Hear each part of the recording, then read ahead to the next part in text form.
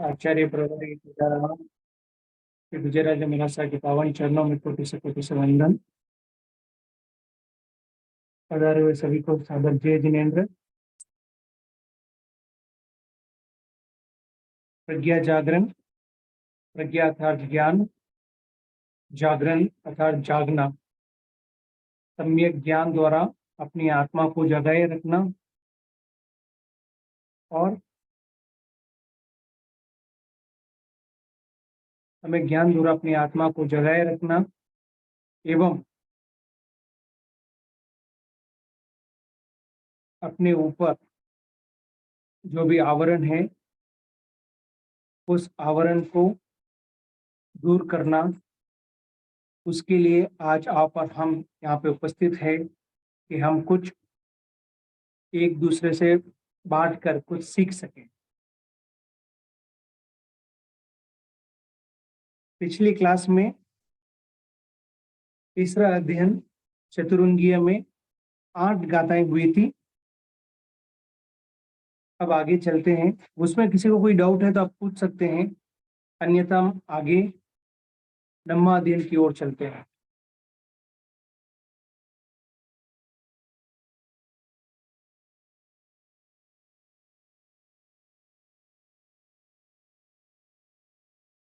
ठीक है, आगे बढ़ते हैं। 8वें अध्ययन में अपने ये सीखा था कि मनुष्य भाव अगर मिल भी जाए तो भी उसके बाद में धर्म को स्मरण करना दुर्लभ है। मनुष्य भाव मिल गया, जिन शासन केवली पर दया में धर्म, उसको सुनना वो उतना ही दुर्लभ है। अब आगे उससे भी दुर्लभ क्या चीज है वो हम समझेंगे। अहच श्रवणम लद्दुम सदा परम दुल्लहा शोचान्य उयमगम बहवे परिभसई।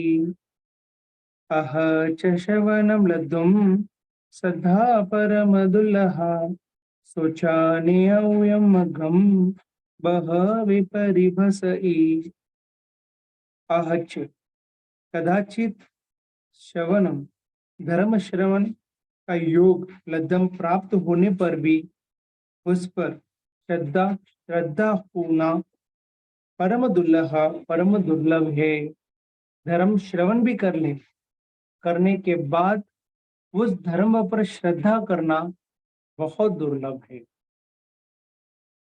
न्यायम न्यायिक न्याय संगत अथवा मोक्ष की ओर ले जाने वाला मध्यम मार्ग के विषय में सोचा सुनकर भी बहवे बहुत से लोग परिभ्रष्य ही उससे परिभ्रष्ट हो जाते हैं। इसका मतलब ये हुआ कि धर्म मनुष्य भव मिल गया, धर्म श्रवण करने का योग भी प्राप्त हो गया, लेकिन उसको सुनने के बाद उस पर स्वीकार करना, उस पर श्रद्धा करना कि जो भगवान ने कहा है वो सत्य है, यही सच है, इसके सिवा बाकी सब मिथ्या है। जो भगवान ने फरमाया है वो सत्य है, उतना दृढ़ श्रद्धा रखना हर किसी के बस की बात नहीं। बहुत से लोग इन जो मोक्ष के मार्ग का रास्ता है, जो भगवान फरमाते हैं, उस पे अगर हम चलेंगे, उस पे अगर हमारा कदम आगे बढ़ेगा, उसके हिसाब से अगर हम अपना जीवन को चलाएंगे तो आगे चल के वो मोक्ष का दरवाजा खुलता है। जो भगवान का बताया हुआ रास्ता जो मोक्ष के मार्ग पर चलता है, वो सुनकर भी उस पर श्रद्धा करना हर किसी के बस की बात नहीं है। कोई उसको सुन भी लेता है, लेकिन वो इतना अच्छा मोक्ष मार्ग का रास्ते को सुनकर भी वो उससे परिभ्रष्ट हो जाता है, अर्थात वो सुनकर भी अनसुना हो जाता है, या फिर उस सुनकर भी उस पर इतना अमल नहीं कर पाता है, उस चीज पर अमल नहीं कर पाता है। हो सकता है पिछले भरों का नियाना हो, उसके कारण वो अमल नहीं कर पा रहा है, या वो चीज उसके अंदर वो रस नहीं आ रही हो। जब तक अंदर में वो रस नहीं होता है, तब तक कोई भी चीज पर श्रद्धा बैठना मुश्किल होता है। तो हमें अपने गुरुओं पर श्रद्धा रखना है, अपने गुरुओं पर बताए हुए मतलब जो आगम बताया गया है, जो आगम में लिखा गया है, और जो गुरु हमें उस आगम को पढ़कर सुनाते हैं, समझाते हैं, उस चीज पर हमें दृढ़ श्रद्धा रखनी होगी, ताकि हम आगे बढ़कर उसके अंदर वो श्रद्धा भाव हो सकता है। जब तक श्रद्धा नहीं होगी, तब आगे बढ़ नहीं पाएंगे। हर एक विषय में आप इसको लेकर देख सकते हो। जब तक आपको इंटरेस्ट नहीं आएगा ना, जब तक उस चीज पर आपको लगाव नहीं आएगा ना, वो चीज काम करने में आपको मन नहीं लगेगा। अगर आप दुकान में हो, दुकान में होने के बाद अगर आपको प्रॉफिट नहीं दिखेगा, तो उस चीज में आपका और कंसंट्रेशन अधिक होना मुश्किल है। और जैसे ही आप घर पे हो, अगर कोई आपकी प्रशंसा कर ले खाना बनाने की, तो उसमें आपकी और रुचि बढ़ जाती है, और उससे और अच्छे से बनाऊं, और सीखूं, और अच्छे से करूं, और अच्छे से करूं। तो जब तक हमारे अंदर वो सेल्फ इंटरेस्ट नहीं आएगा, उस पर विश्वास नहीं होगा, तब तक हम कुछ भी करने के लिए योग्य नहीं बन पाएंगे। तो हमें श्रद्धा रखना बहुत ही ज्यादा आवश्यक है। ज्ञान सीखने में ऊपर नीचे हो चलेगा, लेकिन भगवान की वाणी है तो सत्य है, कहीं पे भी उसमें शंका होने का कोई भी चांस हमको रखना ही नहीं है। हाँ, हमें जिज्ञासा रख सकते हैं, समाधान पूछ सकते हैं, लेकिन ये ऐसा क्यों है, ये ऐसा कैसा हो गया है, इसको ऐसा क्यों लिखा है, कोई बात का शंका होनी ही नहीं चाहिए।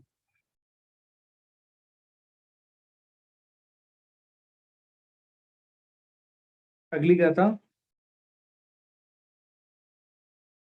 स्तूयं च लब्धं सद्धं च वीर्यं पुनर्दुर्लभम् बहवीरूयमाणवी नो एनं परिवच ए। स्तूयं च लब्धं सद्धं च वीर्यं पुनर्दुर्लभम् बहवीरूयमाणवी नो एनं परिवच ए। अब मान लो मनुष्य भव भी मिल गया, धर्म श्रवण करने का मौका भी मिल गया, एवं उसके ऊपर श्रद्धा भी होने लगी, ये सब कुछ हो गया। अब आगे संयम में पराक्रम। ये सब होने के बाद भी कुछ कारणवश, अपने चारित्र मूल्य कर्म के कारण या किसी और कारण के वश, हम उस चारित्र को अंगीकार करने में अभी तक अपने कदम को नहीं बढ़ा पाते हैं। तो उस वो यही गाता है, इसमें ऐसे लिखा है, धर्म श्रवण च सद्धम, श्रद्धा को पुनः लब्धुम, प्राप्त करने पर भी, वीरियम, संयम में पुरुषार्थ, दुर्लभम, अति दुर्लभ है। ये सब होने के बाद भी हमें श्रद्धा हो गई है, हमें ये सब मालूम हो गया है, संसार का मार्ग पाप का मार्ग है, संसार में रहते हुए हम मोक्ष को प्राप्त नहीं कर पाएंगे, संसार में हम बंधनों से बंधे हुए रहेंगे, हर वक्त कर्म हमारे ऊपर आके चिपकते रहेंगे, शुभ या अशुभ, लेकिन कर्म चिपकते रहेंगे।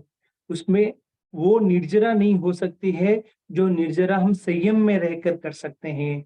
मोक्ष की प्राप्ति नहीं हो सकती है, ये सब हम समझ चुके हैं। समझने के बाद भी उसमें हमारा कदम आगे नहीं बढ़ता है। वह भी बहुत से लोग रोय मानवी संयम में अभिरुचि रखते हुए भी एनम, इसे नो परिवज्जये, सम्यक रूप से उसे स्वीकार नहीं कर पाते हैं। वो सब जानते हैं कि भाई संयम लेना भी चाहते हैं, कि मेरे अंदर में वो भाव है कि मैं संयम लूं और संयम लेके अपने सारे कर्मों को शेष कर दूं, इतने भाव भी होते हैं, लेकिन हमने ऐसा कार्य किया होता है, ऐसा चारित्रमूर्य कर्म का ऐसा अपने ऊपर प्रगाढ़ बना हुआ रहता है कि हम कुछ कारणवश कोई ना कोई वजह से उस संयम को स्वीकार नहीं कर पाते हैं। भाव होते हुए मुझे बड़ी तीव्र तीव्र भाव है कि मुझे संयम अंगीकार करना है। हो सकता है अपने परिवार के लोग अपने को आज्ञा नहीं दे, या कुछ कारणवश अपनी शरीर की क्षमता भी नहीं हो, कोई भी कारण हो जिसके कारण हम संयम लेने चाहते हुए भी हम ले नहीं सकते हैं। जैनिक महाराज का भी उदाहरण ले सकते हैं। उन्होंने ऐसा नियाना किया है कि वो संयम अंगीकार करने चाहते हुए भी वो संयम को अंगीकार नहीं कर पाते। कृष्ण महाराज का भी ले लो, मतलब ये है कि संयम से क्या लाभ है वो हमें पता है, लेकिन फिर भी इच्छा भी है पर ले नहीं पाते। तो हमें उस जंजीर को तोड़ना है, आगे बढ़ना है। माना कि हम नहीं ले पाते हैं, लेकिन हमारी पुरुषार्थ में कमी नहीं होगी। ना जाने कब हमारा चारित्र मोहनीय कर्म टूट जाए, हमें पता भी नहीं चलेंगे। एक बार ट्राई किया, 2 बार ट्राई किया, 3 बार ट्राई किया, नहीं हो रहा है, फिर भी ट्राई करते रहना चाहिए। एक ना एक दिन कामयाब जरूर होंगे। अगर इस समय अगर हम वो पुरुषार्थ रखेंगे, अगर ये भव में हम संयम नहीं ले भी पाए, तो भी अगले भव में हमारे ऐसी सहयोग मिलेगा कि एक बार बोलने से हमें संयम का स्पर्श हो सकता है। लेकिन अगर पुरुषार्थ अगर यहाँ पे छोड़ दिए और संयम लेने का जो गतिविधि है उसको ब्रेक मार दिया, तो फिर वो वापस उस संयम में अपना इंटरेस्ट लगना वो बहुत ही दुर्लभ हो सकता है। सोमेश जी महाराज साहब का भी अगर आप जब भी आपको मौका मिले तब आप पूछिएगा कि उन्होंने किस तरह फाइट की थी अपने संयम अंगीकार संयम लेने के लिए। परिवार से मना हुआ था, फिर भी मुझे संयम लेना है तो लेना ही है। उन्होंने ऐसी प्रबल पुरुषार्थ की, अंत में सब परिवार वाले को उनके उनके वैराग्य के सामने झुकना पड़ा। तो वैसे ही हमें भी संयम में कहीं पे भी कुछ भी अगर अपने मन में है, दृढ़ता है, तो हमें आगे बढ़ते रहना चाहिए। और जो भी बड़े हो, आपके बच्चे अगर आपसे पूछे कि मुझे संयम के लिए आज्ञा दीजिए, तो आप कभी भी मना नहीं करना, क्योंकि आप उसे आज्ञा दे रहे हैं कि जा बच्चा, आगे मोक्ष मार्ग का रास्ता तेरा दरवाजा खुला रखे। ऐसा संयम पाल कि तेरे भव सीमित हो जाए, क्योंकि ये भव से मोक्ष जाना तो संभव नहीं है, तो तेरा भव सीमित हो जाए। कभी भी संयम अगर कोई लेना चाहता है, उसमें कभी भी कोई भी कारणवश बाधा नहीं डाल, क्योंकि वो मार्ग उच्च मार्ग है, इतना उच्च मार्ग है कि उसकी हम कोई भी कल्पना ही नहीं कर सकते हैं। संसार में रहते हुए क्षण भर का सुख मिलता है, लेकिन संयम में जीवन जीने वाला हर क्षण क्षण सुख को प्राप्त करता है, जीते जीते भी सुख को प्राप्त करता है, और काल धर्म होने के बाद भी सुख को प्राप्ति करता है। हम जीते जीते भले ही कुछ क्षण भर के लिए सुख हो सकते हैं, लेकिन 70% हमारे दिमाग में कुछ ना कुछ चलता ही, कुछ ना कुछ हमारे डिस्टर्ब करते ही रहता है। यहाँ पे भी दुखी, और यहाँ से काल करने के बाद भी दुखी, लेकिन वहां पे हर क्षण हर समय खुशी, आनंद आनंद ही आनंद में रहते हैं। और उसके बाद जब उनका काल धर्म हो जाएगा, तो वहां पर भी वो सुख से रहेंगे। तो इससे बड़ा हमको और क्या चाहिए? एक माता पिता को इससे बड़ा और क्या चाहिए? वो यही चाहते हैं कि मेरी बेटी और मेरा बच्चा जहाँ पे भी हो खुश रहो। तो खुशी के मार्ग में जाने के लिए हमें कभी भी बाधाएं नहीं लगानी चाहिए। अगली गाथा। दुर्लभ चतुरंग प्राप्त से कर्म मुक्ति की संभावना। मानो सतमी आया हो जो धम्मम सोच सद है, तब शिवीरियम लद्धु तंबूड़े निधु निरयम।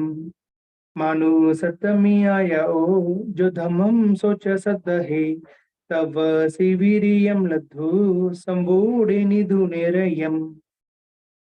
मानो सप्तमी मनुष्य भाव में आया हो, आकर या मनुष्यत्व पाकर, जो जो धम्मम सोच सधर्म का श्रवण करके सद्दह उसमें श्रद्धा करता है, वो तवसी तव तपस्वी वीरियम लद्दुम संयम में पराक्रम शक्ति का अनुसार पाकर लगाकर संबूढ़े संवृत हो समस्त आश्रवों का निरोध कर यम कर्म रज को निधूने सर्वथा दूर करता है।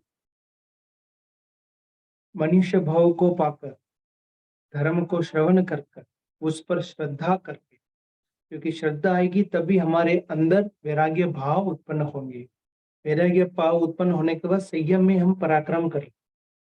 संयम में पराक्रम करने के बाद में जब हम संयम को अंगीकार करते हैं तो सभी आश्रयों का निरोध कर देते हैं। मतलब पाप के आने का जो भी रास्ता है उसको हम उसके आगे हम एक दीवार बना देते हैं, ताकि पाप हमारे आत्मा में आके चिपके नहीं। तो सभी आश्रयों का निरोध करके संवृत भाव में संवर भाव में रहते हुए निर्जरा करते करते हम सर्व कर्म रज को दूर कर सकते हैं। अपने ऊपर अपनी आत्मा में जो कर्म रज लगे हुए हैं उनको दूर कर सकते हैं। अब ये आत्मा है, ये ऐसे कर्म चिपके हुए हैं और आश्रव आने का रास्ता है।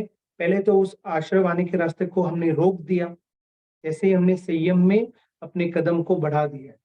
तो अब इसके ऊपर लगे हुए ये सिर्फ कर्म है, उसको संवर संवर और निर्जरा के द्वारा हम इसको भी दूर कर सकते हैं और सभी कर्मों को शेयर करके हम मुक्त भी हो सकते हैं।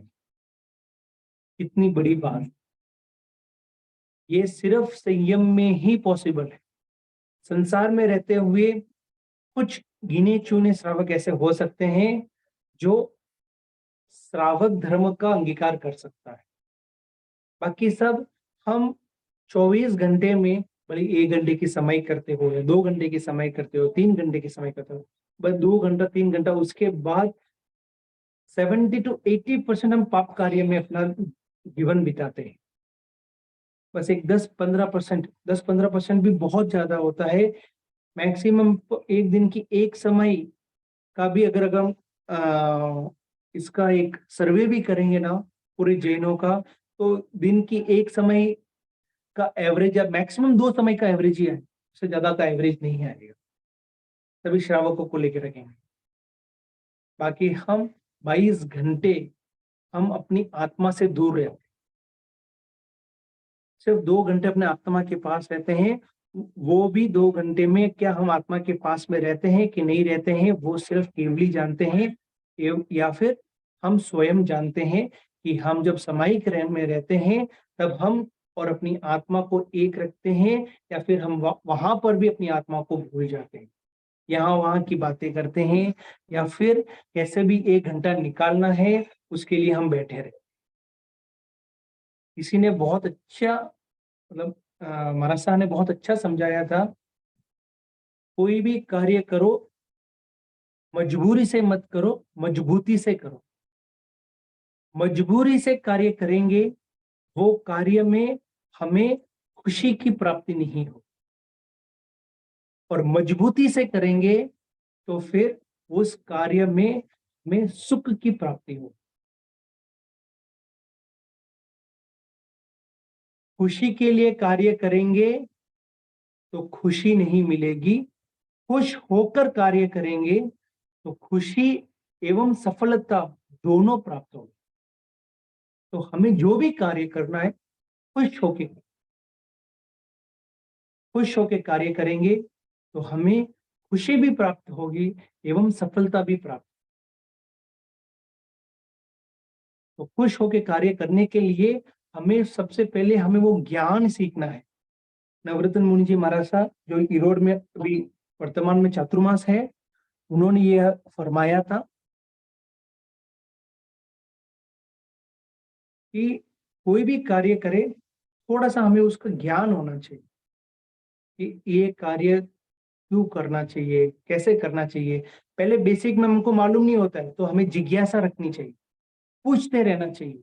पूछते पूछते पूछते हम क्या करेंगे, हम सीख पाएंगे, हम समझ पाएंगे। समझने के बाद उस हिसाब से हम अपना आचरण को भी लेके आ सकते हैं। तो जैसे इसमें फरमाया गया था, मनुष्य भव मिल गया, धर्म का श्रवण भी कर लिए, श्रद्धा भी हो गई एवं संयम में पराक्रम भी हो गए। संयम में पराक्रम होने के बाद में हम हम क्या करेंगे, संयम में आने के बाद हम 24 घंटे किस में रहते हैं, सामयिक में रहते हैं। संयम में जो भी जीव होता है वो 24 घंटे सामयिक में रहता है। तो 24 घंटे सामयिक में रहते हैं तो इसका मतलब वो पूरे सावधि योग से निवृत्त हो जाते हैं। सावधि योग से निवृत्त होने से उनमें आश्रव का आना कोई चांस ही नहीं है। तो पूरा संवर एवं निर्जरा में ही अपने जीवन को व्यतीत करते हैं। संवर और निर्जरा में जीवन को व्यतीत करते करते अपने अपनी आत्मा में जो लगे हुए कर्म है उसको भी वो नष्ट कर देते हैं। कर्म मुक्ति से वो संभावना होती है। अगली गत सोई उज्जय भूयस धम्मो शुद्ध सचित निवानम परमम जाई गय सितव पावई। सोई उज्जय भूयस धम्मो शुद्ध सचित निवानम परमम जाई गय सितव पावई। उज्जय भूयस जो ऋजु सरल निष्कपट होता है उसकी सोई शुद्धि होती है। शुद्ध से जो शुद्ध होता है उसमें धम्मो धर्म चिट्टई ठहरता है। जिसमें धर्म है वो गय सिद्धव पाव है, द्रुत की सिक्त सिंची हुई अग्नि की तरह परम निवानम परम निर्वाण विशुद्ध आत्मदीप्ति को प्राप्त करता है। कितनी अच्छी बात बताई है इसमें। जो सरल होता है उसकी शुद्धि होती है। सरल कौन होगा, जो तर्क वितर्क नहीं करे। और जो तर्क वितर्क नहीं करेगा उसको जो भगवान फरमाते हैं, जो गुरुदेव फरमाते हैं वो उसके अंदर उतरता है। और उनकी जो भी शंकाएं होती है, उनकी जो भी शंकाएं होती है उस सब का क्या होता है, शुद्धि होती है। शुद्धि होने से क्या होगा, वो अब एकदम क्लियर हो जाएंगे कि अब मुझे क्या करना है और कैसे करना है और इसका करने का कारण क्या है, उसको एकदम क्लियर हो जाएगा। क्यों, क्योंकि वो सरल है। और सरल व्यक्ति को शुद्धि करने में कोई मतलब जो कपटी होते हैं ना, जो अंदर से कुछ और बाहर से कुछ, तो अच्छी बातें भी अगर उनको समझाएंगे ना तो भी उनको समझ में नहीं आए। क्योंकि उनके अंदर अहम भरा हुआ है कि आप कौन मुझे समझाने वाले। ये भी हो सकता है या फिर ये भी हो सकता है कि मुझे ये सब पता है। जब अपने मन में ये बात आ जाती है मुझे सब कुछ पता है, तो हम सीखना, अपने सीखने का जो लेवल है ना वहीं पे रुक जाता है। बस अब आप चाहते हुए भी आप सीख नहीं पाओ। कारण आपको तो सब कुछ पता है, तो उनका ज्ञान आपके अंदर कैसे आएगा। वो उनके ज्ञान को अपने अंदर लाना है तो पहले अपने को सीखना है। वो सीखने की लालच होनी चाहिए। तो मुझे वो पता नहीं है ऐसा रहेगा तो वो अंदर आए। मुझे सब कुछ पता है बस मैं ऐसे ही पूछ रहा हूं, तो आप क्या सीख पाओगे, सीख ही नहीं पाओ। सीखना है तो सबसे पहले सरल होना चाहिए और कपट अंदर नहीं होना चाहिए। निष्कपट भाव से हमारा क्वेश्चंस रेस होना चाहिए, जो अपने आत्मा को हित हो, अपनी आत्मा का हित हो, वैसे अपने अंदर से क्वेश्चंस निकलना चाहिए। कि मथेनंदामी, जब भी आपको पूछो तो सबसे पहले मथेनंदामी का शब्द यूज करके फिर उनसे पूछिए कि इसका क्या कारण है। आपके अंदर जो भी है वो आराम से आप पूछ सकते हैं, उसका आपको समाधान मिलेगा। अगर हम निष्कपट होके बोल पूछेंगे तो वो अपने को समझ में भी आएगा। हाँ पूछिए। जय जिनेन्द्र। जी अ, जी। बहुत बार ऐसा होता है कि हमने कुछ संतों से कुछ सुना है और दूसरे संतों से जब डिस्कस करते हैं कुछ और होता है, तो what do we do then? हाँ, ये प्राय होता भी है। मतलब कोई संत इस प्रकार बोलते हैं, कोई संत इस प्रकार बोलते हैं। दोनों की बातें को सुनो, सुनने के बाद आप आपके बुद्धि से भी उसका ये करो कि भाई क्या सही हो सकता है, या फिर उसके रिलेटेड जो बुक्स है, बुक्स में भी लिखा होगा। मतलब आपने क्या पूछा, अगर आप बता सकते हो तो उस हिसाब से मैं आपको समझा सकता हूँ। एवं अगर हो सकता है कोई कोई संत ऐसे बोलते हैं कि भाई ये करना उचित होता है, और कोई कोई संत ऐसे बोलते हैं ये करना उचित होता है। दोनों की बातें सुनने के बाद आप उसमें से कौन सा सही है वो अपने को निर्णय लेना हो। एवं अगर वो दोनों सुनने के बाद भी अगर अपने अंदर कंफ्यूजन है कि नहीं नहीं नहीं, मेरे को ये भी समझ में नहीं आ रहा, ये भी समझ में नहीं आ रहा, तो और किसी के साथ भी ये डिस्कशन कीजिए। और डिस्कशन करते करते एक से दो से तीन से चार से जब डिस्कशन होगा तो कहीं ना कहीं एक सिमिलैरिटी मिलेगी। उस सिमिलैरिटी को रखकर हम अपना कार्य को रख सकते हैं। लेकिन कोई एक संत बोले, उस एक संत पर, क्योंकि संत भी बोलते समय ये बोलते हैं ये मेरी जानकारी में ऐसा है, वो निश्चय रूप में ये कभी नहीं बोलते हैं कि ये ऐसा ही है। मतलब कुछ कुछ ऐसे भी बोल सकते, मतलब कुछ कुछ आगम शब्द होते हैं वो बोल सकते हैं कि निश्चयकारी में ऐसे ही है। लेकिन कुछ कुछ ऐसे बोलते हैं कि ये मेरी जानकारी में इसको ऐसा है, ऐसे भी कोई संत बोलते हैं। जी धन्यवाद। ओके।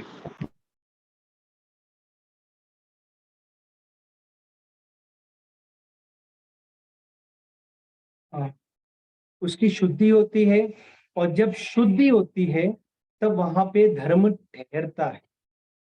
क्योंकि शुद्धि होने के बाद हम एकदम साफ हो, एकदम क्लियर हो जाते हैं, और क्लियर होने के बाद वो धर्म वहां पे ठहरता है। धर्म को अपने अंदर स्वीकार करने के लिए सबसे पहले हमें अहम को गलाना होता है।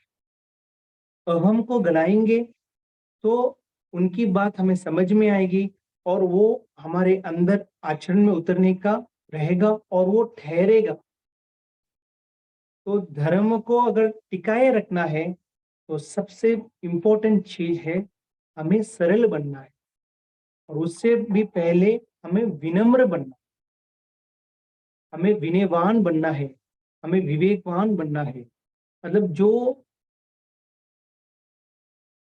धर्म को ठहराने का जो जो साधन है वो सब साधन को अपने अंदर लाना।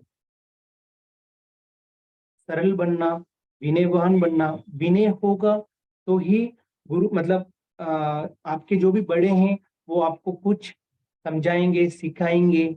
और सरल रहेंगे तो वो अपने अंदर टिका हुआ रहे,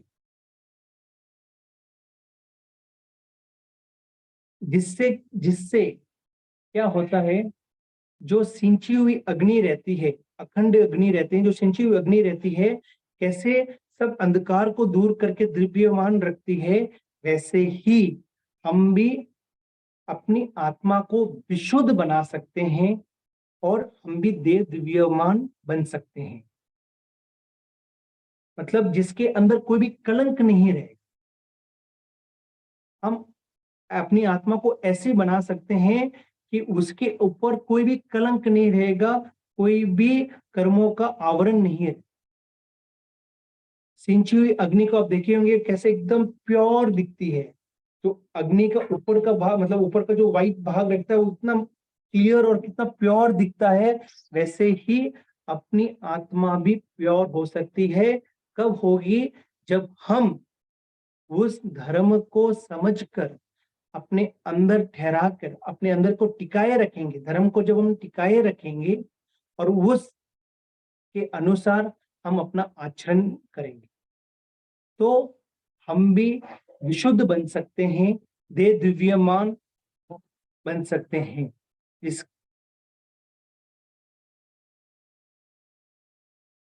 वो कषाय के उदय से धर्म से कदाचित विचलित भी हो सकता है। धर्म में स्थिर हो जाने पर दिक्सित अग्नि परम निर्वाण को प्राप्त करती है। आत्मा रमन की अवस्था सहजानंद की अवस्था है, जो कि परम सुख की स्थिति है।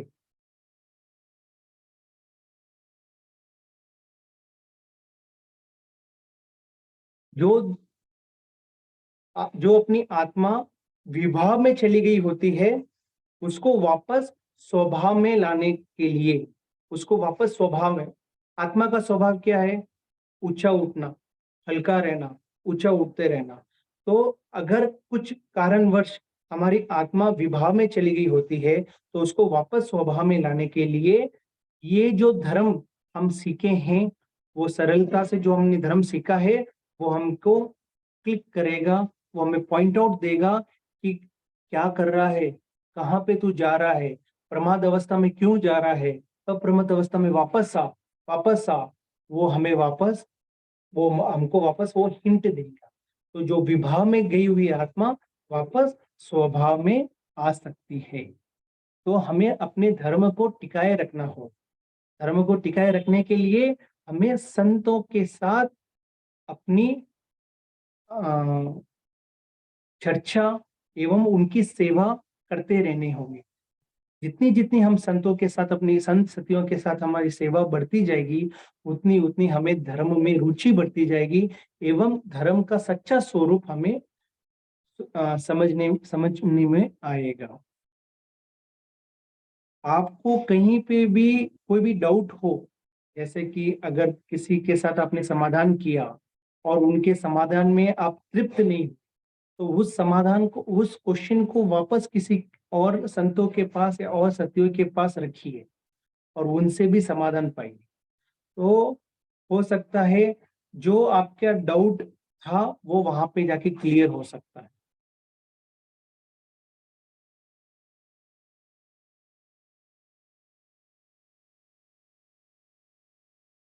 अगली गाथा। कर्म हेतुओं को दूर करने से ऊर्ध्व दिशा प्राप्ति। विज्ञान च कमनो हेयं जसं संचिनो खन्तीय पाडवं शरीरं हि च उडम्पकमयि दिशम्। विज्ञान च कमनो हेयं जसं संचिनो खन्तीय पाडवं शरीरं हि च उडम्पकमयि दिशम्। कमुनो कर्म के एवं हेतु को विगिंच दूर करके खंतीय क्षमा से जसम संचीर्ण यश संयम का संचय करके वो साधक पार्थिव शरीर को इच्छा छोड़कर उड्डम ऊर्ध्व दिशा स्वर्ग अथवा मोक्ष की ओर जाता है। क्षमा आदि 10 धर्म को अंगीकार करके कर्म को हेतुओं को दूर करके, कर्म के हेतु को दूर करने के लिए हमें क्या करना होगा? हमें क्षमा, शांति, संतोष, आर्धव, मार्धव, लाघव, तप, संयम, त्याग, ब्रह्मचर्य, उन सब को अंगीकार करना। उन सब को अंगीकार करके जो भी अपने ऊपर कर्म लगे हैं, उन सब को हटाकर ये जो पार्थिव शरीर है, पार्थिव शरीर इसको इसलिए कहा गया है, जिस तरह पृथ्वी हर चीज को सहज रूप से सहन करती है, वैसे ही अपना शरीर गर्मी, सर्दी सबको सहन करती है। तो इसको पार्थिव शरीर कहा गया है। तो ये हमारा पार्थिव शरीर यहीं पे छोड़कर अगर हमने इस इस आत्मा पे लगे हुए कर्म को दूर कर दिया, तो हम इस पार्थिव शरीर को यहीं पे छोड़ के हम कहाँ जाएंगे? या तो सर्व कर्मों को नष्ट कर दिया तो मोक्ष को प्राप्त कर लेंगे, या फिर हमें उच्च गति की प्राप्ति होगी, अच्छे देवलोक में हमारा उत्पन्न हो।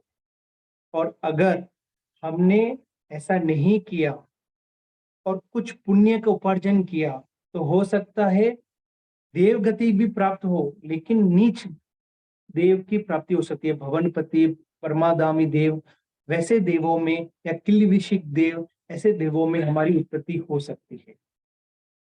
तो जो संवर और निर्जरा ऐसा कार्य हो, वैसा अगर हम कार्य करेंगे तो हमें कर्मों का क्षय भी होगा, अपनी आत्मा पे लगे हुए जो कर्म है उसका क्षय भी होगा, और हमें अपनी गति भी अच्छी मिलेगी।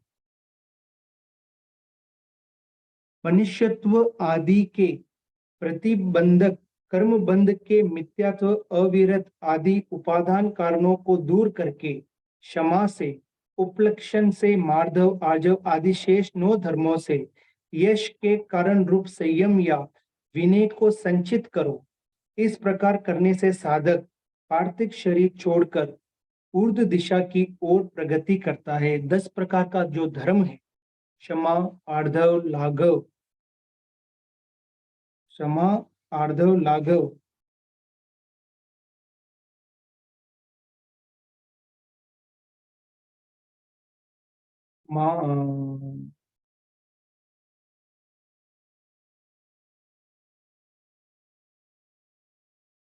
लाघव, मार्गव, तप, संयम, त्याग, ब्रह्मचर्य, और 2 मैं भूल गया हूँ।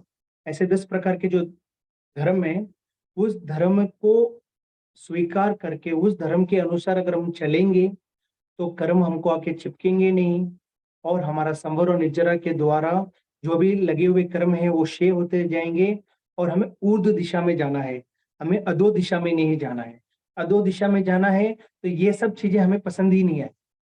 ये जो धर्म है, धर्म के जो 10 भाग बताए गए हैं, वो हमें पसंद ही नहीं है। तो हमें अधो दिशा में नहीं जाना है, ऊर्ध्व दिशा में जाना है। और ऊर्ध्व दिशा में भी हमें इतने समय तक नहीं, मतलब बार बार नहीं जाना है। मनुष्य भव में आकर शीघ्र मोक्ष में जाना है। तो हमें जितना जल्दी हो सके उतने कर्मों को क्षय करते रहना है। कर्मों को क्षय करना है तो हमें समझना होगा, हमें सीखना होगा कि कर्मों को कैसे क्षय किया जा सकता है। तो हमें एकदम लघु बनना पड़ेगा। लघु बनेंगे तो धर्म अंदर आए, गुरु बनकर रहेंगे तो धर्म चढ़ेगा ही। हमें लघु बनना है, विनय बनना है, संतोषी बनना है, जो है जैसा है संभाव में रहना है। सुख में खुश, अति खुश नहीं होना है, और दुख में अपने आप को गिराना भी नहीं है। संभाव में रहेंगे, हर परिचय को सहन करते हुए रहेंगे, तो हमें इस तरीके के ऊर्ध्व गति प्राप्त होना संभव हो सकता है। अगली गाथा।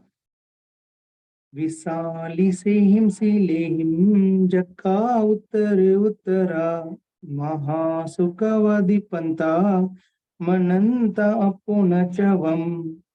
विशाली से हिमशिले हिम जक्का उत्तर उत्तरा महासुखवादी पंता मनंता पुनचवम। विशाली से हिमशिले हिम अपने अपने चारित्र मोहनीय कर्म के संयोगक्षम अनुसार विविध प्रकार के शीलो व्रत रूप आचरण के पालन से जक्का यक्ष देव होते हैं। उत्तर उत्तरा वे उत्तरोत्तर महासुखा महाशुक्ल सूर्य चंद्र की भांति दे दिव्यमान होते हैं, स्वर्ग से पुनर्चयन नहीं होते हैं, ऐसे मानने लगते हैं। विशाली से हिम शीले हिम अपने अपने चारित्र मणि प्रस्तुत गाथा में गृहस्थ और साधु दोनों के व्रतशील रूप आचरणों से देव बनने की बात कही है, इसलिए दृश्य विशेषण प्रयुक्त किया गया है, क्योंकि गृहस्थ और साधुओं के उनमें भी विविध कोटि के गृहस्थ और विभिन्न कोटि के साधु के व्रतशील के पालन में अंतर होता है। कोई कोई गृहस्थ और शील, मतलब इसमें दोनों के बारे में बताया गया है, गृहस्थ और साधुओं के। गृहस्थ में रहते हुए भी श्रावक धर्म कोई उच्च कोटि का पालता है, और साधु में रहते हुए भी कोई साधु जो 5 महाव्रत है उसको सम्यक प्रकार से पालन नहीं करता, सम्यक प्रकार से उसको पालता नहीं। तो जैसे जैसे उनकी सील होती है, मतलब वो जैसे जैसे अपने आचारों के ऊपर दृढ़ रहते हैं, वैसे वैसे उनकी गति होती है। कोई कोई गृहस्थ श्रावक धर्म को इतने सही तरीके से पालते हैं तो वो भी अच्छे देव की प्राप्ति कर पाते हैं, मतलब 10वें देवलोक तक भी वो जा सकते हैं। और कोई कोई साधु, क्योंकि साधु की गति देव गति भी होती है, लेकिन कोई कोई साधु अपनी साधु मर्यादा को छोड़ देता है, अहिंसा व्रत को तोड़ देता है, तो वो साधु नरक में भी जा सकता है। साधु की गति देव गति ही है, तो ये बात आप पूछ सकते हो, तो ये तो आगम विरुद्ध बात कर रहे हो आप।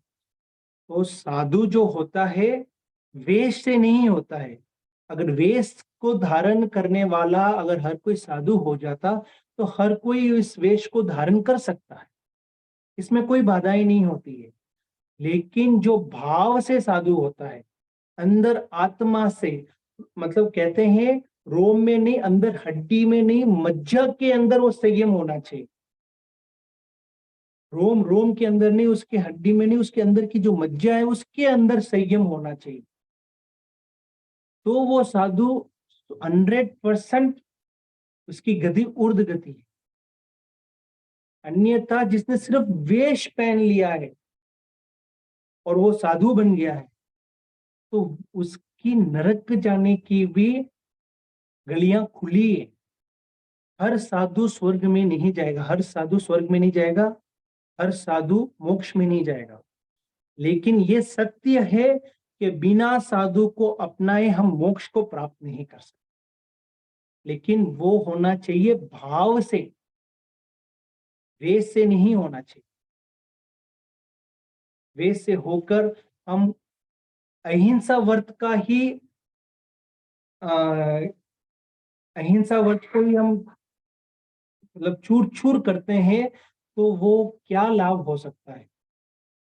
भाषा, साधु की भाषा शैली भी सुंदर होनी चाहिए, साधु को भाषा का भी विवेक होना चाहिए। गोचरी लाने की भी जो विधि है उस विधि से गोचरी लानी चाहिए।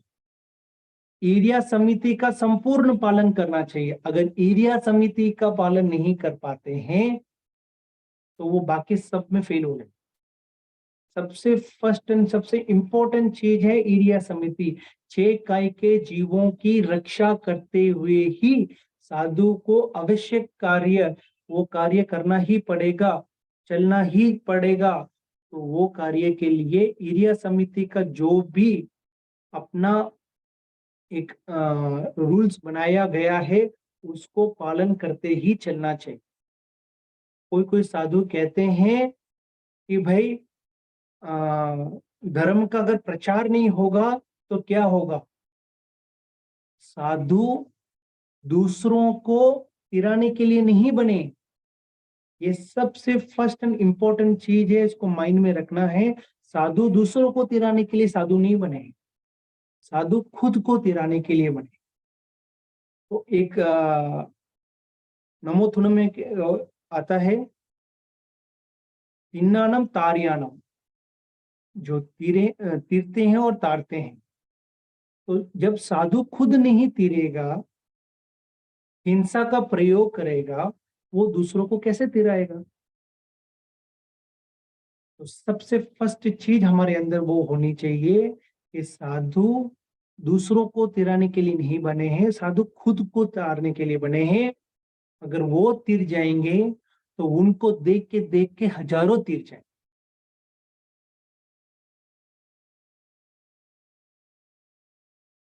साधु को भीड़ इकट्ठा नहीं करनी, साधुओं को ऐसे ऐसे श्रावक, मतलब भले ही 5 जन आए, 10 जन आए, 20 जन आए, लेकिन वो क्वालिटी वाले 5-10 जन भी आ जाए तो वो 10 जन हजारों को तिरा सकते हैं। लेकिन अगर हजारों हजारों की संख्या आए तो भी कोई मतलब, अगर हजारों हजारों की संख्या भी आ जाए तो भी कोई मतलब नहीं। आजकल ये बात बहुत होने लगी है कि भाई अगर साधु कुछ कुछ चीजों का, यंत्र का अगर प्रयोग कर ले और वो उसको मतलब व्याख्यान में समझाए, तो इतनी बड़ी संख्या में कोई एक भी तिर गया तो अच्छा ही है ना। वो तिर गया तो अच्छा ही है, लेकिन यहाँ पर महाभारत की धज्जियां उड़ रही है, उसका क्या। तो हमें क्या करना है, क्या नहीं करना है, वो हमें समझना हो। उस समझने के लिए हमें सीखना हो। श्रावक को अम्मा पिया कहा गया है, क्यों कहा गया है? अगर साधु कोई कारणवश डगमगा जाए तो उसको संभाल सके, ना कि सबके सामने निंदा करे। आजकल हम कोई साधु थोड़ा बहुत ऊपर नीचे हो जाते हैं, कुछ कार्य जो नहीं करना चाहिए वो कर लेते हैं, हम प्रचार करने बैठ जाते हैं। पहले वो कार्य करना बंद करना, हमें प्रचार नहीं करना है। प्रचार करने से क्या होगा? हमारी खुद की धर्म की अवहेलना हो रही है। हमें प्रचार नहीं करना। अगर आपको लगता है कि थोड़ा बहुत डिगमगा रहे हैं तो हमें उनको संभालना है, उनको समझाना है। तभी तो हमको इतनी बड़ी पदवी दी गई है, अम्मा पिया की पदवी दी गई। अम्मा पिया की पदवी कितनी बड़ी होती। तो इसमें यह बताया गया है कि जैसे जैसे वो शील का आराधन करेगा, वैसे वैसे उसकी अगली गति होगी। गृहस्थ हो या साधु, तो अगर उसने शील का अच्छे से उसने इस्तेमाल किया तो उसकी गति बहुत अच्छी होगी, मतलब अच्छे देवलोक में उत्पन्न होंगे, या फिर हो सकता है मोक्ष में भी जा सकते हैं। गृहस्थ की बात हो तो अच्छे देवलोक में उनकी अगली आयुष्य, मतलब अगली गति होगी। तो हमें ये चीज करना है कि आगे कभी भी कोई भी ऐसा कार्य हो, अगर आपके पास कोई भी ऐसे व्हाट्सएप आए जिसमें साधु की निंदा होती हो, तो आप वहीं पे ब्रेक लगा दें, आगे फॉरवर्ड नहीं करें। हमें साधुओं की निंदा नहीं करनी। वो जो भी है, जैसे भी है, वो है, और वो जानते हैं। हमें उसको फॉरवर्ड करना, मोबाइल से फॉरवर्ड नहीं करना है, एवं बातों से भी फॉरवर्ड नहीं। ये दोनों काम स्टॉप हो जाना चाहिए, तब ही हमारे अंदर कौन सा भाव आएगा? दूसरों के गुण देखने का भाव आएगा। अगर निंदा करना शुरू कर दिए तो दूसरों की निंदा ही अपने को दिखाई देगी। अगर निंदा करना बंद हो गया तो हम दूसरों के अंदर के जो गुण है उसको ही देखेंगे और उसको ही हम अपनाएंगे। तो हमारे अंदर गुण ग्रहण का भाव हो जाएगा। हाँ,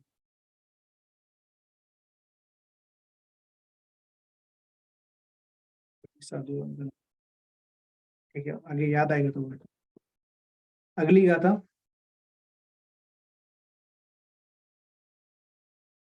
अप्पीय देव कामनम कामरु वियुविनो उडम कपेसु चिट्टन्ति उवा वसस्य बहु। अप्पीय देव कामनम कामरु वियुविनो उडम कपेसु चिट्टन्ति उवा वसस्य बहु। देव कामानम, दिव्य काम भोगों के प्रति अपने आप को अप्पिय अर्पित किए हुए वे कमरु वियुविनो अपनी इच्छा अनुसार रूप बनाने विक्रिय करने में समर्थ होते हैं तथा बहुनी अनेक असंख्यात पूर्व वसुधया सैकड़ों पूर्व वर्ष तक उडम कपिसु उद उच्च कल्पों सधर्म आदि 12 देवलोक 9 ग्रेवियक और 5 अनुत्तर विमान में रहते हैं। तो जैसे जैसे अपने पालन किया है, अपने शील का पालन किया है, वैसे वैसे हमें अगली गति मिलती है और उसका मतलब उनके जो आयुष्य होते हैं तो उनमें बताया है असंख्यात सैकड़ों पूर्व वर्ष तक वो वहां पे सुखपूर्वक रहते हैं। सैकड़ों पूर्व वर्ष, एक पूर्व मतलब 84 लाख इंटू 84 लाख का एक पूर्व होता है। एक पूर्व की आयुष कितना होता है तो 84 लाख इंटू 84 लाख, इतना को गुना करने से एक पूर्व होता है। तो वैसे ही असंख्यात अपनी उम्र वहां पे रहती है। तो हमने जिस हिसाब से अपना शील को पाला है वैसे वैसे हमें गति मिलती है और वहां पर हम उतने वर्षों तक हम वहां पे रहते हैं। हमें कहाँ कहाँ की मतलब ऊर्ध्व कपेसु मतलब कहाँ कहाँ अपनी गति जा सकती है तो 12 देवलोक 9 ग्रेवियक या 5 अनुत्तर विमान में भी हम जा सकते हैं। अगर साधु उच्च कोटि का शील पालन करे, अपने सदाचार को पालन करे, अपने 5 महाव्रत को सुरक्षित रखे तो उनकी गति इस प्रकार अच्छे देवलोक में उत्पन्न होती है। वो 5 अनुत्तर विमान में भी जा सकते हैं।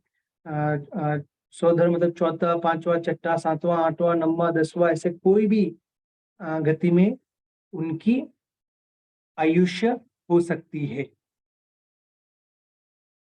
पूर्व जन्म में किए हुए शुभ कर्मों के फलस्वरूप वह देव दिव्य काम भोगों के लिए अर्पित से एवं इच्छा अनुकूल रूप संपादन की शक्ति से युक्त होकर पूर्व कल्पों में सैकड़ों पूर्व वर्ष तक अपनी अपनी आयुष स्थिति पूर्ण होने तक रहते हैं। वो वहां पर उस समय तक वो वहां पे रहते हैं। तो मतलब छोटी सी उम्र में अगर हमने अपने 5 महावत को स्वीकार कर दिया तो कितनी बड़ी उम्र की सुख की प्राप्ति हो सकती है। अभिलाषा वो सुख की प्राप्ति का नहीं था, अभिलाषा तो यही थी कि हमें मोक्ष की प्राप्ति हो। लेकिन कुछ कारणवश कुछ कर्म अपने रुक गए तो उसके कारण हमें सुख, उतने वर्षों तक का सुख का अनुभव उस देवलोक में जाकर हमें खर्चना होता है।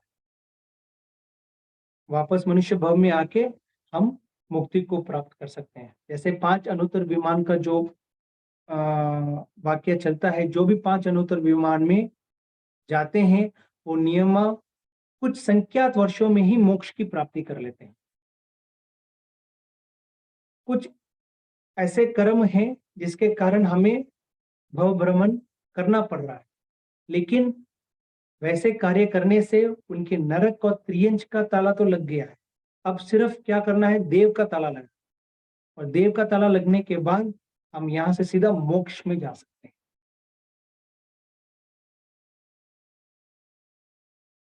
तो हमें शुभ कार्य करते रहना चाहिए। शुभ कार्य करते करते उसके फलस्वरूप में अच्छी गति की प्राप्ति हो जाएगी, लेकिन उसकी इच्छा नहीं रखना कि मैं शुद्ध साधुपना पालूंगा तो मुझे मतलब अनुत्तर विमान में जाके विराजमान होंगे, कितने सुख का अनुभव करूंगा, वो इच्छा नहीं रखना। वो इच्छा रखेंगे तो हम डिगमिगा जाएंगे, हम गिर जाएंगे।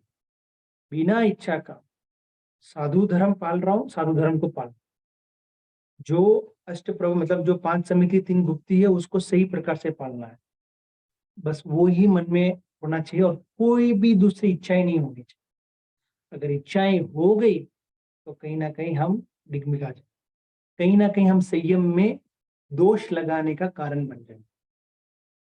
क्योंकि इच्छा का निरोध करने से ही मतलब तप अगर किसी को कहते हैं तो इच्छा का निरोध करना तप।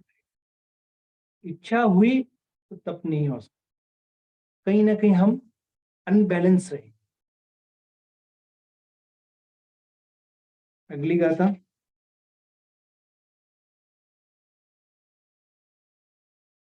तत्ठीचा जहाँ ठानम जकाहु कये चुया उवंति मानुसम जोनिम से दसंगे अभिजायई एतं वत्वं हिरणं च पशवोदास पुरुषं चत्तारि काम खंदानि तत् से उवच्चये मित्थवं नाइवं होई उच्चागोय यवनवम अपायं के महापन्ने अभिजाय जसो बले तत ठीचा जहाँ ठानम जक्का आहु कहे छुया उवंति मानुसम जोनिम से दसंगे अभिजायई एतं वत्वं हिरणं च पशवोदास पुरुषं चत्तारि कामखंदानि तत् से उवच्चये मित्थवं नाइवं होई उच्चागोय यवनवम अप्पायं के महापन्ने अभिजाय जसो बले। ये तीनों गाथा इसलिए साथ में ली है कि भाई जो ये तीनों गाथा एक साथ में ही लेनी पड़ती है, क्योंकि जो देव गति का आयुष्य पूर्ण करने के बाद जब मनुष्य भाव में आते हैं तो उसको 10 अंग की प्राप्ति होती है। तो वो 10 अंग कौन से हैं वो इन 3 गाथाओं में बताया गया है। तो सबसे पहले मतलब जैसे जैसे उन्होंने शील की आराधना की है वैसे वैसे उनको देव गति में प्राप्ति होती है, और देव के आयुष्य पूर्ण करने के बाद वो वापस मनुष्य भाव में उत्पन्न होते हैं, और मनुष्य योनि में उत्पन्न होने के बाद उनको 10 अंगों का भोग सामग्री से युक्त उनको प्राप्त होती है। तो पहली गाथा है का मतलब ये है, जैसे जैसे उन्होंने पूर्व भव में शील की आराधना की है वैसे वैसे उनको देव की प्राप्ति होती है। वहां पर जितना उनका समय है उस समय को पूर्ण करने के बाद उनको मनुष्य भाव में वापस उत्पत्ति होती है, और मनुष्य भाव में जब वो आते हैं वो क्या लेके आते हैं, ये 10 अंग साथ में लेके आते हैं। ये कौन से हैं? तो सबसे पहले खेतम वत्तुम हिरणम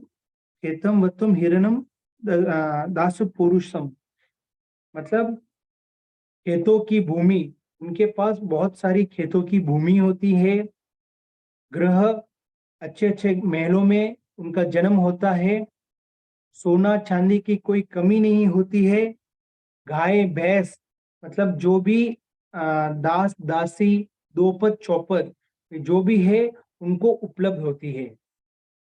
तो उनके पास बहुत सारी जमीनें होती हैं, वो महलों में राजाओं के घर में उत्पन्न होते हैं, तो राजाओं के पास तो बहुत सारी संपत्तियां होती है, और बहुत सारे सोने चांदी उनके पास रहते हैं, एवं उनके सेवा करने के लिए नौकर चौकर भी होते हैं, और गाय भैंस वो चौपद और दोपद मतलब जो इंसान के रूप में जो उनकी सेवा करते हैं दास दासी के हिसाब से। तो ये सब 4 काम स्कंद है, वो साथ में उनको मतलब वैसे ही जगह पे उनका जन्म होता है जहाँ पे ये सब उपलब्ध हो। तो ये सबसे फर्स्ट चीज है, खेतम वत्तम हिरणम च 10 पौरुषम, ये 4 को मिला के इसको 4 काम स्कंद कहते हैं। ये 4 काम स्कंद का फर्स्ट ये पहली चीज उनको उपलब्ध हुई है। बाकी 9 चीज क्या है, तो अच्छे मित्र मिलते हैं, ज्ञातिवान होते हैं, उच्च गोत्र में उनका जन्म होता है, उनका रूप लावण्य बहुत सुंदर होता है, उनके काया में कोई भी तरह का रोग नहीं होता है, उनकी बुद्धि बहुत तेज होती है, और वो बहुत विनीत होते हैं और यशस्वी होते हैं, मतलब उनकी दृष्टि बहुत तेज होती है और बलवान भी होते हैं।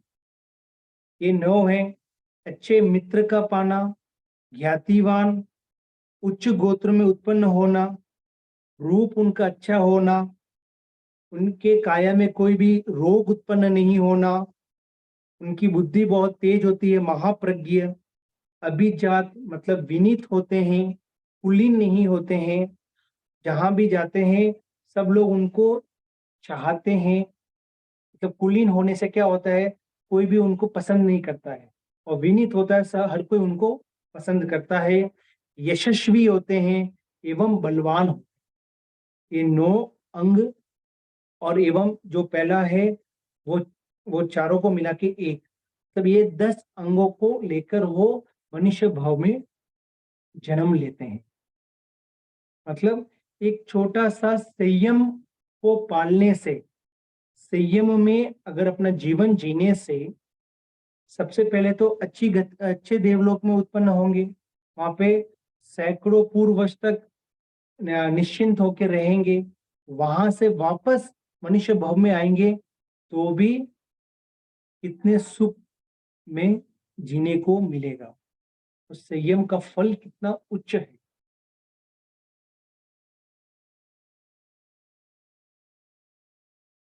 उन देवलोकों में यथा योग्य स्थान में रहकर वे देव अपना आयुष्य शेष होने पर च्युत होते हैं और मनुष्य योनि में आते हैं। वहां वे 10 अंग से युक्त होते हैं।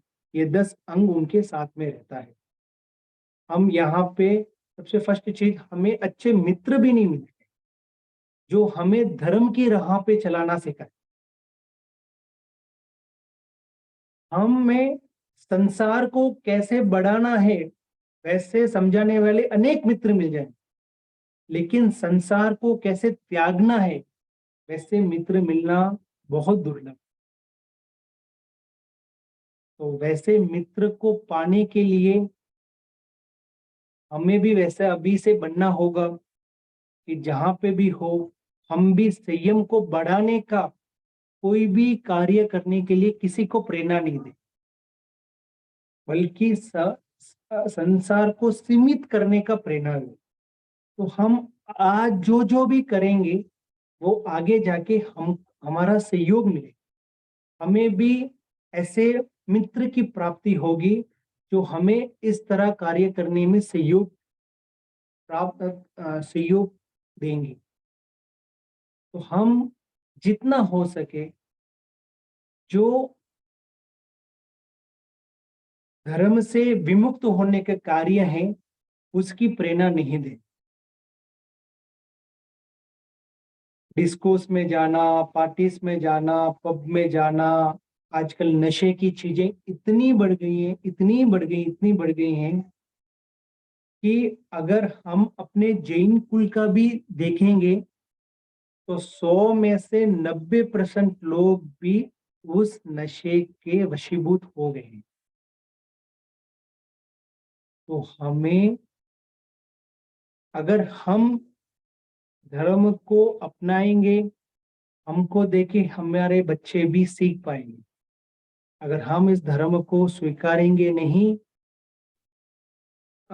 साधु संत के सानिध्य में जाएंगे नहीं, हमारे बच्चे भी जाएंगे। और आज की इतनी बेकार स्थिति हो चुकी है, इतना डर लगता है कि कॉलेज और स्कूल्स में बच्चे क्या करते हैं हमें कुछ भी पता नहीं। घबराता है दिल, जब स्कूल में जाते हैं, जब तक वापस नहीं आता है तब तक दिल कहीं ना कहीं घबराता है कि उसको कैसे मित्र मिले हैं। सब अच्छे तो मिले हैं, या फिर उसको भी इस तरीके से चीजों में वशीभूत तो नहीं कर पाएंगे।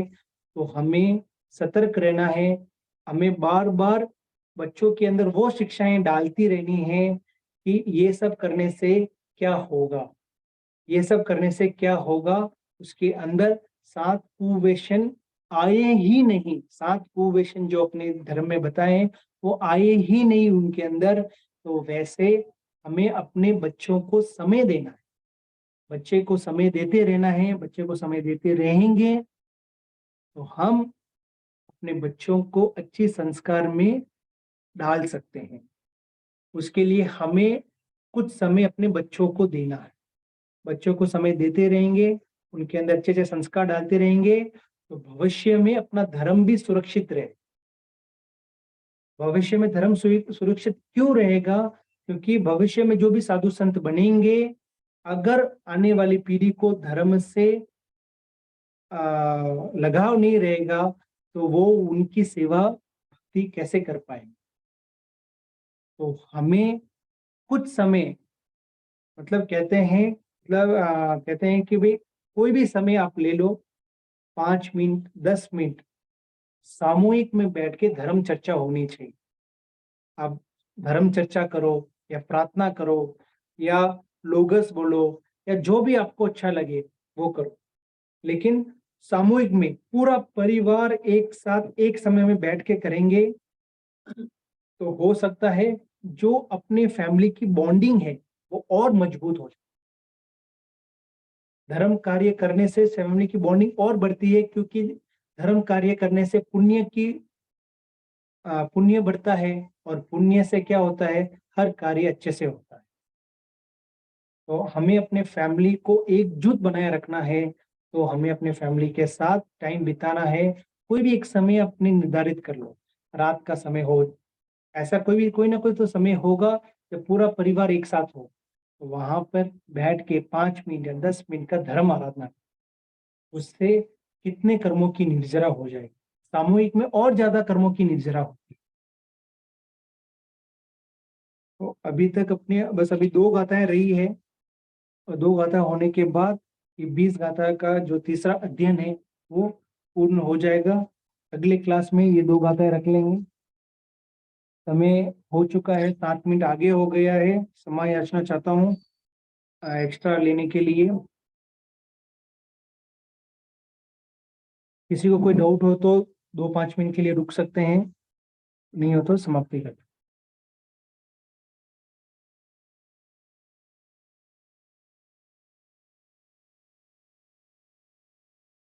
किसी को कोई डाउट ऐसा?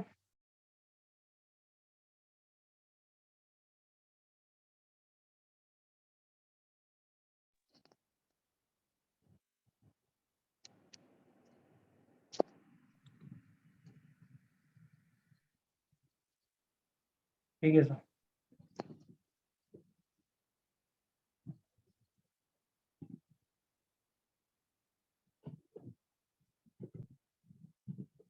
जिन आगे विरुद्ध कुछ भी बोलने में आया हो तो क्षमा याचना चाहता हूँ, और मेरे बोलने से किसी का दिल दुखा हो या आ, किसी को पीड़ा हुई हो तो सबसे क्षमा याचना चाहता हूँ, अब क्षमा कीजिए। और मेरे आगम के विरुद्ध अगर मैंने कुछ भी बोला हो तो आप मुझे बता सकते हैं, मैं उसकी अगले क्लास में उसका वापस क्लियर कर दूंगा। और सबकी तपस्या की अगर साथा पूछता हूँ, सब अभी चातुर्मास चल रहा है तो सबकी कुछ ना कुछ तपस्या चल रही होगी, तो तपस्या की सुख